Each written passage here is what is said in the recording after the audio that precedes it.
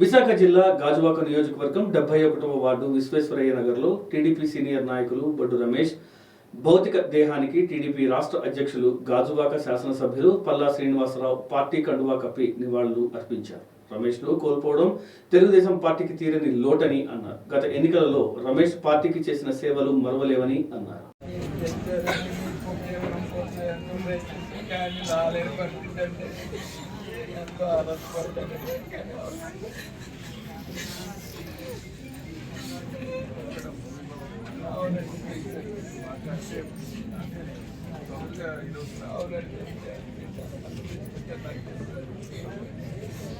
చాలా వరకు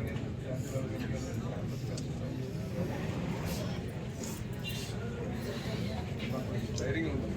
మేము అండగా ఉంటాం.